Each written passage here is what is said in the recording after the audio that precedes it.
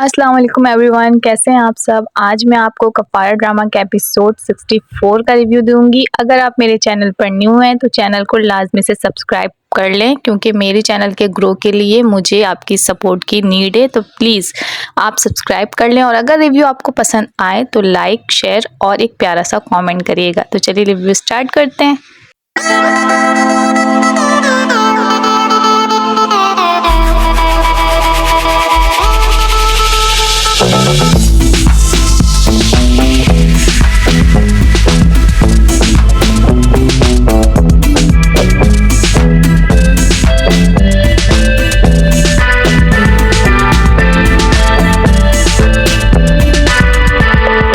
Episode की शुरुआत में सलार जाता है सितारा को लेकर कार में, और सितारा उससे कहती है क्या बात है सलार, किस चीज़ का गुस्सा है। जिस पे सलार कहता है गुस्सा तो नहीं हूँ मैं। सितारा कहती है कि अगर गुस्सा नहीं हो तो जो इंसान हमेशा मेरे नाश्ते का खाने का पूछता है और आज नहीं पूछ रहा तो मैं क्या समझूँ। जिस पे सलार कहता है ओ माय गॉड मैं भूल गया।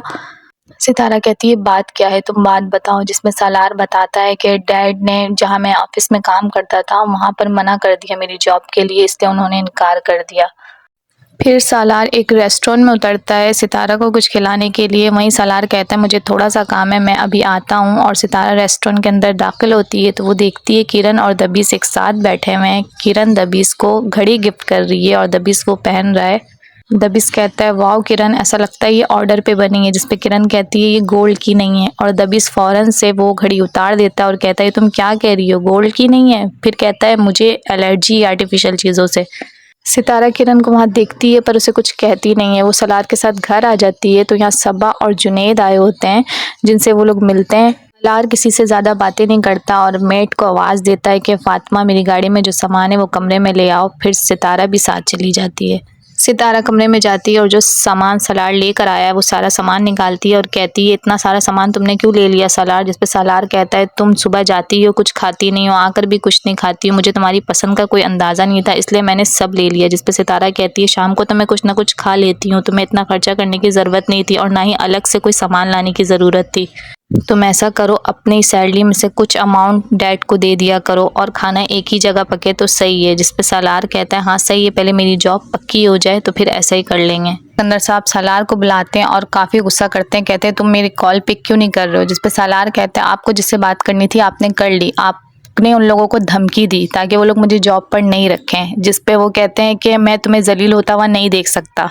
सालार कहता है क्योंकि आप मुझे इस घर में रख के जलील करना चाहते हैं। जिस पे वो कहते हैं हम तुम्हें जलील करेंगे। जिसमें सालार कहता है कि हाँ अगर आप मेरे लिए जॉब के दरवाजे बंद करेंगे तो मैं कोई और दरवाज़ा खोल लूँगा, क्योंकि मेरी बीवी मुझसे अलग नहीं है, उसकी इज्जत के लिए मैं कोई और नौकरी ढूंढ लूँगा।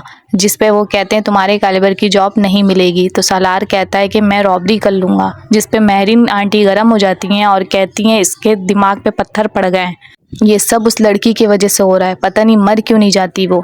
जिस पे सालार कहता है कि अगर आप मुझसे मोहब्बत करती हैं ना मॉम तो दुआ करिए उसको कुछ ना हो, क्योंकि फिर एक नहीं दो जनाजे उठेंगे इस घर से।